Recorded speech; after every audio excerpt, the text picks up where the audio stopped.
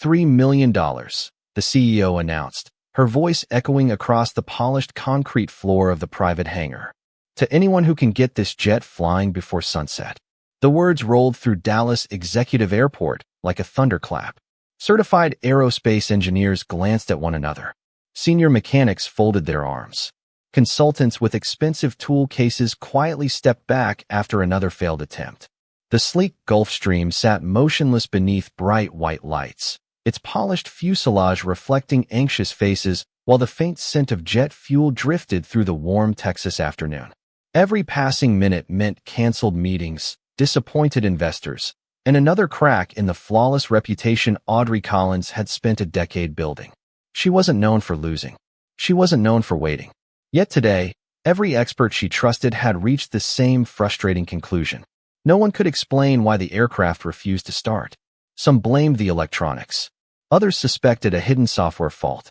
One specialist even suggested replacing an entire control module that would take days to arrive. Audrey listened without expression, her tailored navy suit untouched by the heat, her chestnut hair tied neatly behind her shoulders as she watched confidence slowly disappear from the faces around her.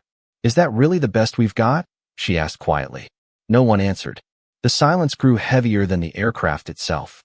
Near the entrance of the hangar, unnoticed by almost everyone, a weathered pickup truck rolled to a stop. A man climbed out wearing faded work boots, worn denim, and a simple gray work shirt with his sleeves rolled above strong forearms marked by years of honest labor.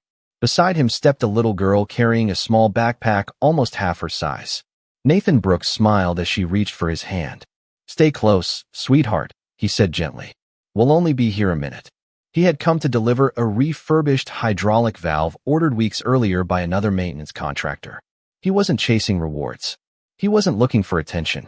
He simply had a job to finish before taking his daughter out for ice cream, a promise he almost never broke. As they crossed the edge of the hangar, Nathan slowed. He didn't stare at the executives or the security guards. His eyes settled on the silent Gulfstream. He listened instead. Somewhere beneath the echoing voices, beneath the distant rumble of other aircraft taxiing across the runway, there was a rhythm that didn't belong. A tiny hesitation. A mechanical whisper almost too soft to notice. His daughter looked up. "Daddy?" she asked. Nathan never answered immediately. He tilted his head slightly, almost as though the airplane itself was trying to tell him something. Around him, another team packed away expensive diagnostic equipment, defeated and exhausted. Audrey took one slow breath before repeating her offer. $3 million. Anyone? Nathan looked down at his daughter and smiled with quiet reassurance before raising his hand just high enough to be seen. "Ma'am," he said calmly, his voice carrying far less volume than the crowd surrounding him. "Would you mind if I took 5 minutes?" Nobody laughed at first because they thought they had misheard him. Then a young engineer adjusted his glasses, looked Nathan up and down, and let out a quiet chuckle that quickly spread through the hangar. Within seconds, several others joined in. One technician shook his head while closing an expensive diagnostic case. Another whispered that the delivery guy must have mistaken the reward announcement for a publicity stunt. Audrey Collins did not smile. She simply studied the man standing beside his daughter. His clothes were ordinary. His hands carried faint traces of grease that no amount of scrubbing could completely erase. Yet his posture was remarkably calm. He did not shift his weight nervously. He did not glance around for approval. He simply waited. The little girl looked up at him with complete confidence, as though she had seen this expression on her father many times before. Audrey folded her arms. "You heard the announcement?" she asked. Nathan nodded once. "Yes, ma'am. And you believe you can solve what aerospace specialists have spent 4 hours trying to diagnose?" Nathan answered with the same quiet tone. "I believe I can tell you. What is wrong in about 5 minutes?" Another wave of laughter rolled across the maintenance floor. One consultant stepped forward with obvious disbelief. "Do you even know what aircraft this is?" Nathan looked toward the gleaming jet for only a second. Gulfstream G650. Registration November 7 Charlie Delta. Rolls-Royce BR 725 engines. The consultant blinked. Nathan continued without changing his expression. Delivered after its last major inspection with updated fuel control software. The laughter stopped almost instantly. Several mechanics exchanged puzzled looks. Audrey noticed it. She had spent years learning how confidence sounded, and this was different. There was no arrogance in his voice. There was only certainty. "What is your profession?" she asked. "These days." Nathan smiled faintly. "Mostly I repair whatever people bring me." "That is not what I asked." He glanced briefly toward his daughter before answering. "I own a small repair shop outside Fort Worth. Cars, trucks, farm equipment, anything with an engine." One executive quietly muttered, "This is ridiculous." Another added, "A Gulfstream is not a pickup truck." Nathan did not respond. He had learned years ago that arguments rarely fixed machines. Audrey walked several steps closer until only a few feet separated them. She noticed something unusual. Instead of staring at the aircraft, Nathan seemed to be listening again. His eyes followed neither the cockpit nor the maintenance crew. They focused somewhere beyond the obvious, almost as though he were searching for a sound everyone else had ignored. "You really only need 5 minutes?" she asked. "If I am wrong," Nathan replied, "I will apologize for wasting yours." Audrey held his gaze for another long moment. Around them, the massive hangar grew strangely quiet except for distant aircraft moving along the taxiway and the steady hum of ventilation fans overhead. Finally, she looked toward her chief mechanic. "Remove the barriers." He hesitated. "Ma'am, let him look." Nathan squeezed his daughter's shoulder gently. "Stay right here where I can see you." She smiled and nodded without the slightest hint of worry. Carrying nothing except a small flashlight from his delivery truck, Nathan Brooks began walking toward the silent jet while dozens of experienced professionals stepped aside, convinced they were about to watch an ordinary father embarrass himself in front of everyone. Nathan stopped 3 feet from the left engine and remained perfectly still. The crowd expected him to pull out specialized equipment, connect a diagnostic computer, or begin removing panels. Instead, he closed his eyes for only a moment. The gentle whine of an auxiliary system drifted through the hangar. Air conditioning fans hummed overhead. Somewhere outside, another business jet rolled slowly toward the runway. Nathan ignored every distraction until a faint metallic rhythm reached his ears. He opened his eyes and walked another few steps, resting 2 fingers lightly against the polished engine cowling without applying pressure. One senior technician laughed under his breath. "Is he listening to it like a doctor checks a heartbeat?" Another mechanic shrugged. "Maybe he thinks airplanes heal themselves." Nathan said nothing. He slowly circled the aircraft, his footsteps measured, his expression unchanged. Audrey Collins watched with growing curiosity because he never appeared to be searching randomly. Every movement seemed deliberate, almost familiar, as though he had visited this exact aircraft before. Nathan paused beneath the wing and looked toward the nose of the jet instead of the engine itself. His daughter quietly sat on a nearby bench, swinging her feet while reading a small paperback novel she had pulled from her backpack. She looked completely relaxed. That surprised Audrey almost as much as Nathan's confidence. Children usually sense their parents' anxiety. This little girl seemed to know there was nothing to fear. Nathan finally turned toward the chief mechanic. "May I borrow a 1/4-inch wrench?" The mechanic frowned. "That is all you need?" "Yes, sir." Someone handed him the small wrench with an amused smile. Nathan climbed the maintenance platform, loosened a tiny inspection panel, reached inside for only a few seconds, then stopped. He did not replace any expensive component. He did not disconnect a single wire. Instead, he gently rotated a small linkage less than half an inch before tightening everything exactly as it had been. The entire procedure took barely 60 seconds. He climbed back down and handed the wrench back with a quiet thank you. One consultant folded his arms. "That is impossible. You did not even inspect the electronic control system." Nathan looked toward Audrey. "Would you please start engine number 2? The chief mechanic immediately objected. "Absolutely not. We have already tried 14 times. Nathan smiled politely. "You have tried starting the engine 14 times. You have not tried after correcting the actual problem." Audrey held his gaze for another long second before nodding toward the cockpit crew. Moments later, the auxiliary power unit hummed steadily. A switch clicked. Fuel systems came alive. The starter engaged. For one breathtaking instant, nothing happened. Then the engine settled into a smooth, confident roar that echoed across the hangar with flawless rhythm. Every conversation stopped. Several mechanics instinctively looked at one another instead of the aircraft because none of them could explain what they had just witnessed. Audrey stared at the instrument display inside the cockpit, as every reading returned to normal. Nathan simply picked up the small delivery box he had brought with him as though his work was already finished. As he turned to leave, something slipped from the pocket of his faded work shirt and landed softly on the concrete floor. Audrey bent down before anyone else noticed. It was an old identification badge with most of the photograph worn away, but one line remained perfectly clear beneath years of scratches. It read, Experimental Propulsion Division.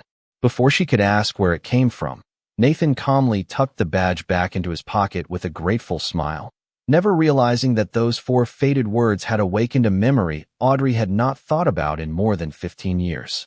Nathan had almost reached the service entrance when the chief mechanic called after him. Wait!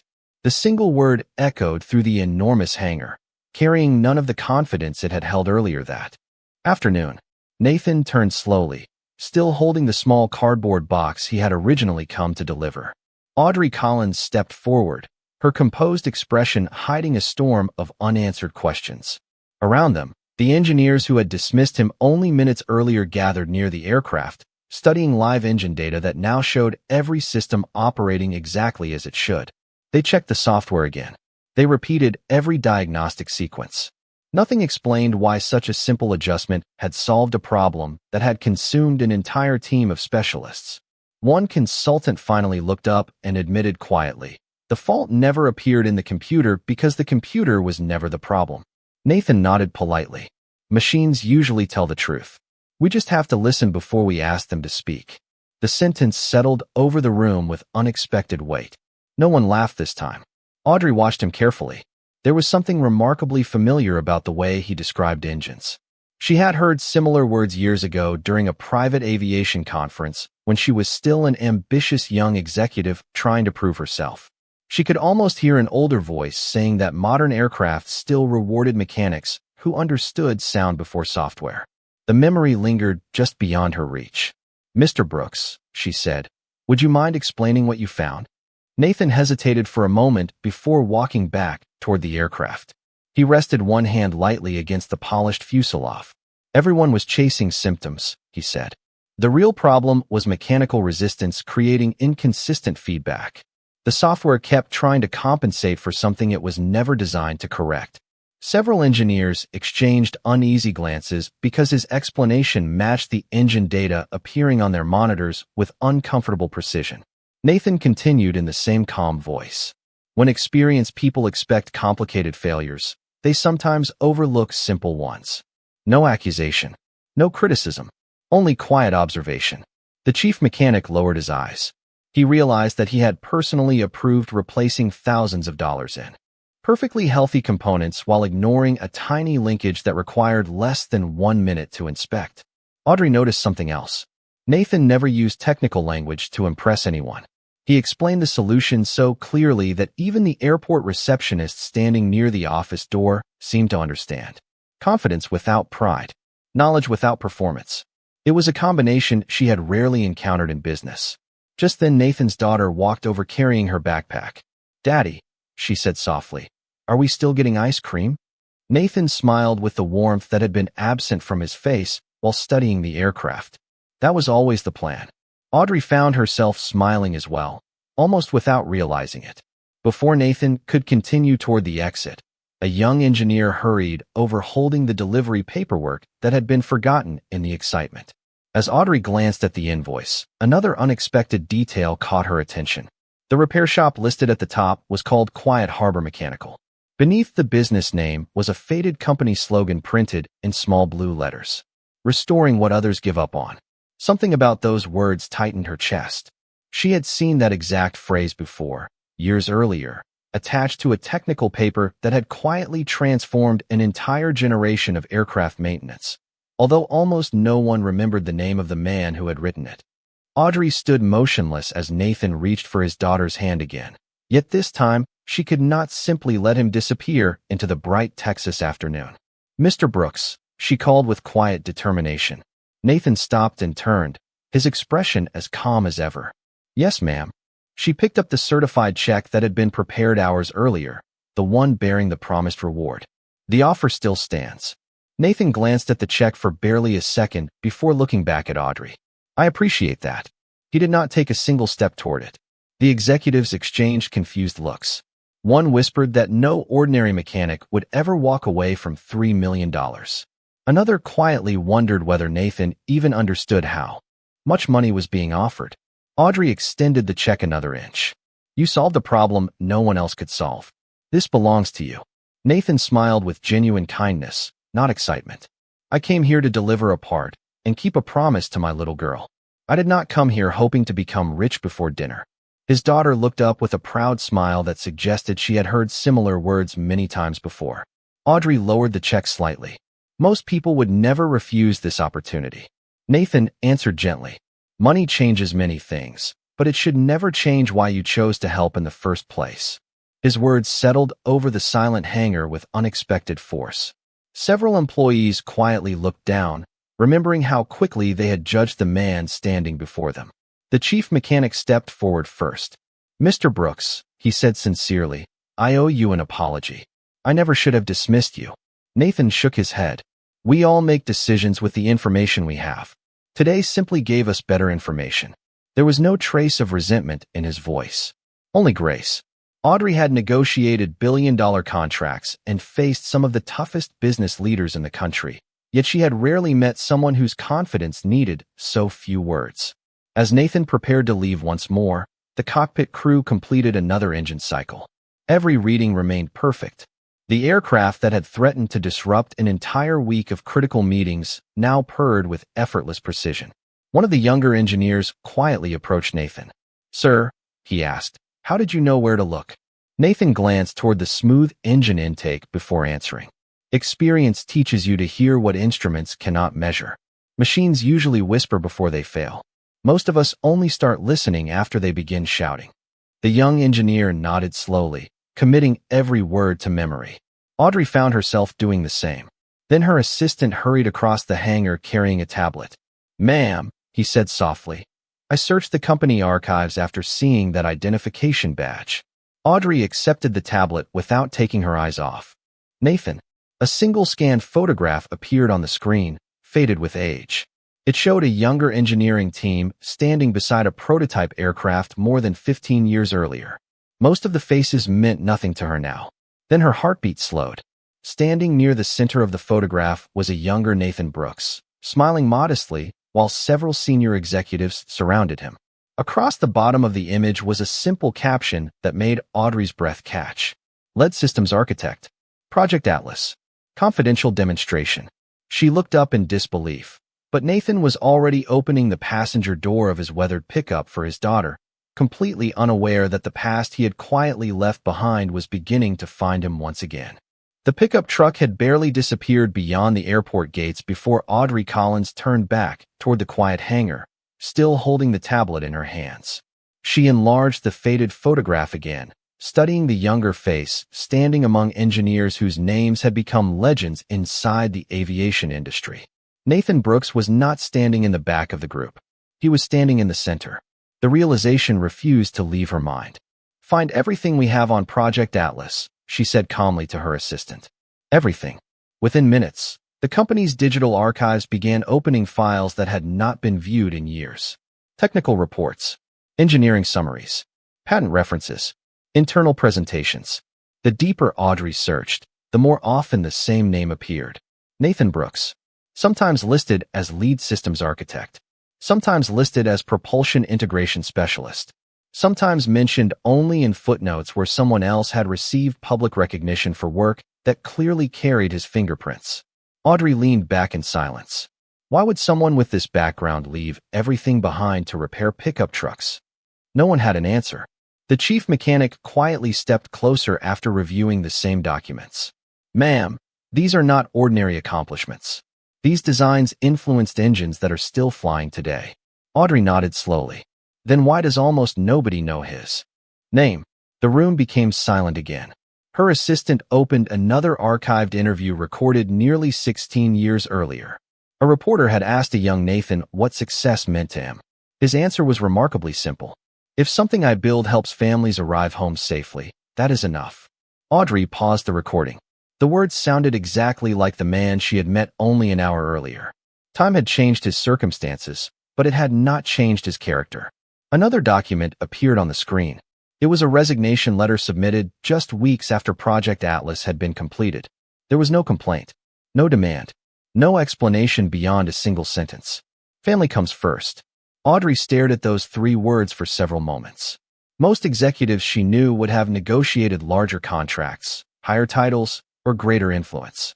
Nathan had quietly walked away from one of the brightest careers in aerospace without asking for recognition. "Can we confirm what happened?" Audrey asked. Her assistant searched public records before speaking gently.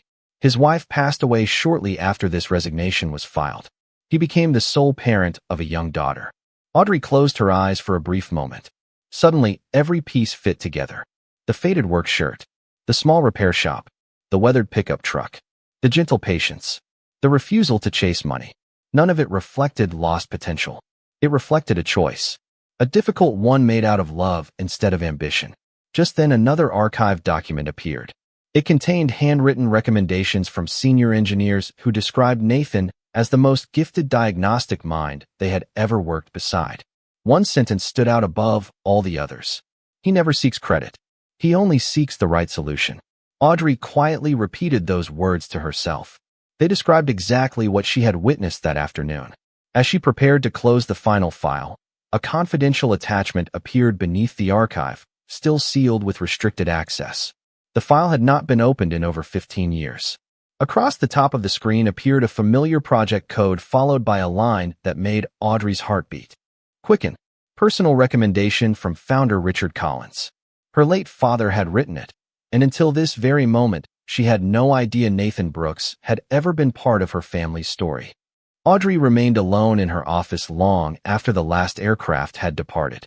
Outside her window, the runway lights stretched across the evening like quiet stars resting on the Texas horizon. In front of her lay the confidential letter her father had written more than 15 years earlier. She opened it carefully, almost afraid that the paper might answer questions she had never thought to ask. Richard Collins had always been respected for recognizing talent before anyone else. He rarely praised people in writing.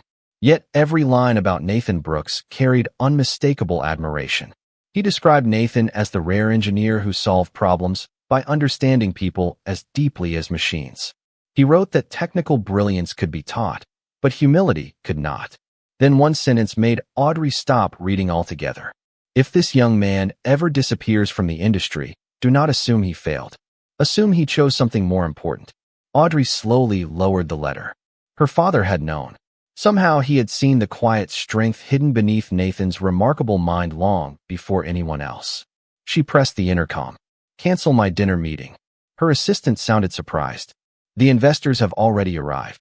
Audrey looked once more at the old recommendation. "They can wait until tomorrow." She gathered the photograph, the resignation letter, and her father's note into a single folder before standing. At that same moment, several miles away, Nathan pulled his pickup truck into the gravel driveway beside a modest white house surrounded by oak trees. The porch light switched on automatically as the sun disappeared behind the distant fields. His daughter laughed as she climbed out holding a melting ice cream cone. "Today was fun," she said with a smile. Nathan chuckled softly. "It turned out differently than I expected." She tilted her head. "Are those people always so serious around airplanes?" Nathan smiled without answering immediately. He unlocked the front door and waited for her to step inside first. Sometimes people carry responsibilities that make them forget how to listen. She nodded thoughtfully, although she was still too young to fully understand. Inside the house, nothing suggested that one of the greatest aviation engineers of his generation lived there. Family photographs filled the hallway. School drawings decorated the refrigerator. A small wooden workbench in the garage held ordinary tools carefully arranged in perfect order. Nathan quietly placed the empty delivery box beside the bench before noticing a framed photograph resting on a nearby shelf. It showed him years earlier standing beside his late wife, both smiling beneath a clear blue sky while she held their newborn daughter. He touched the edge of the frame with gentle gratitude before turning off the garage light. Across town, Audrey instructed her driver to change direction. "Where are we going, ma'am?" he asked. Audrey looked at the address printed on the repair shop invoice. Quiet Harbor Mechanical. The driver nodded and merged onto the highway. Neither of them realized that they were arriving too late. The repair shop was already closed, its lights dark except for a small sign hanging in the front window. Audrey stepped out and walked closer until she could read the handwritten message taped beneath the business hours. Closed tomorrow. School field trip. Family day comes first. She smiled quietly because the note sounded exactly like the man she had met. Then she noticed something else resting inside the display window. It was a weathered wooden plaque presented decades earlier by the National Society of Aerospace Engineers. The inscription was simple, almost forgotten beneath the dust, yet it carried a date that would soon change everything Audrey believed about the history of her own company. The following morning arrived with clear skies and a cool breeze drifting across the fields outside Fort Worth. Nathan had already forgotten about the private airport. To him, it had simply been another unexpected stop during an ordinary day. He packed sandwiches into a small cooler while his daughter hurried through the kitchen wearing a bright blue school shirt and carrying a notebook she hoped to fill with sketches during the class field trip. "Do not forget your pencils," Nathan reminded her with a smile. She laughed and held them up proudly before they climbed into the old pickup truck together. Meanwhile, Audrey Collins stood inside her office staring at the photograph she had taken of the weathered plaque in Nathan's repair shop window. After returning home the previous evening, she had searched every archived article connected to the award. Most publications barely mentioned Nathan's name. Instead, they celebrated executives, investors, and public spokespeople who had accepted recognition on behalf of entire organizations. Yet every technical journal she uncovered quietly credited one engineer for solving the impossible propulsion instability that had delayed the project for nearly 2 years. Nathan Brooks. The pattern disturbed her. He had repeatedly changed the future of aviation while allowing someone else to stand beneath the spotlight. "Why would anyone choose that?" she whispered. Her assistant entered carrying another folder. "Ma'am, I found one more document." Audrey opened it carefully. Inside was a transcript from a closed engineering symposium attended by fewer than 50 specialists. Near the end of the discussion, someone had asked Nathan why he never sought publicity. His answer contained only one sentence. "If the airplane flies safely, the passengers will never need to know my name." Audrey slowly closed the folder. Her father had admired that philosophy. She understood why now. Success measured by service rather than applause had become painfully rare. Without another word, she instructed her driver to head toward the elementary school listed on the repair shop notice. Across town, dozens of children gathered beside 2 yellow school buses while parents waved goodbye.